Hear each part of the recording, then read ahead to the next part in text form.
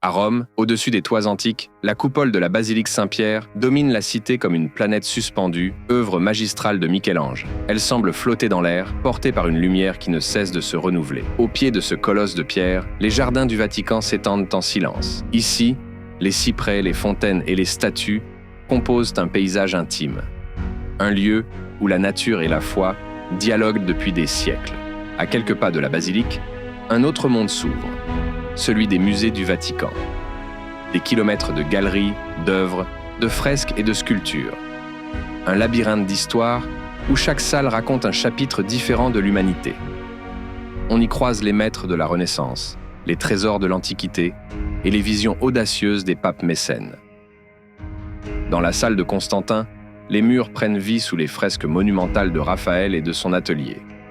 Ici, l'empereur romain apparaît victorieux, porteur du signe de la croix, inaugurant une ère nouvelle dans l'histoire du monde chrétien. Chaque scène est une explosion de mouvements, des chevaux cabrés, des drapeaux, des armures. Le pouvoir devient image, et l'image devient mémoire.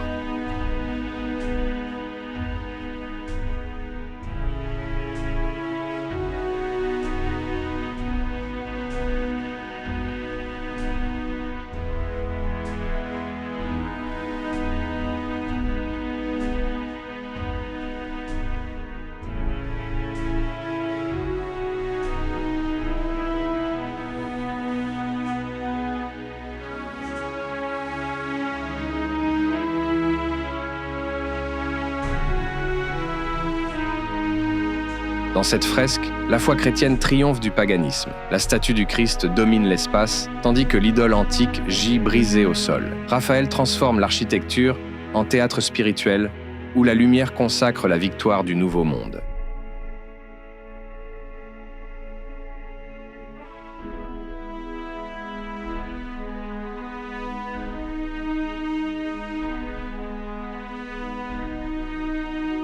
Dans la chambre d'Héliodore, Raphaël illumine la nuit, l'ange surgit, libère Saint-Pierre, et l'ombre recule.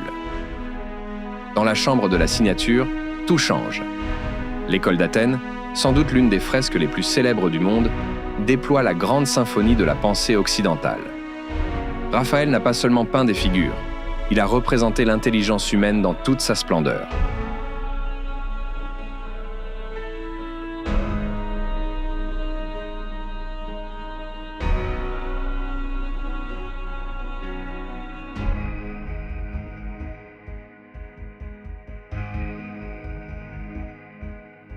Au centre, Platon et Aristote avancent sous une architecture idéale.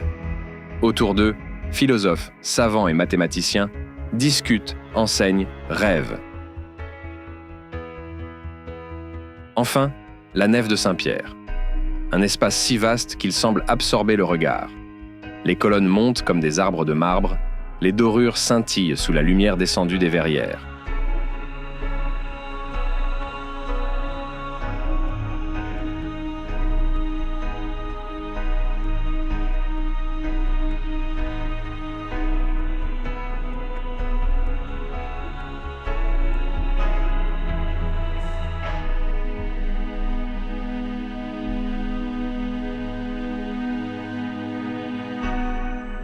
Au centre, le baldaquin du Bernin se déploie comme un tourbillon baroque, guidant le visiteur vers l'autel papal. Dans ce lieu, tout est grandeur, tout est symbole, un espace conçu pour élever l'âme autant que le regard.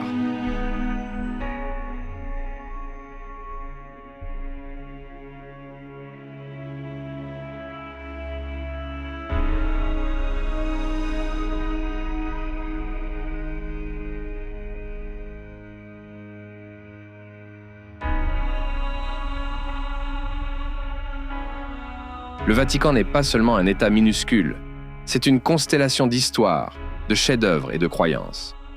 Un lieu où la beauté devient un langage universel, et où l'art, depuis des siècles, continue de raconter l'élan profond de l'humanité vers le sacré.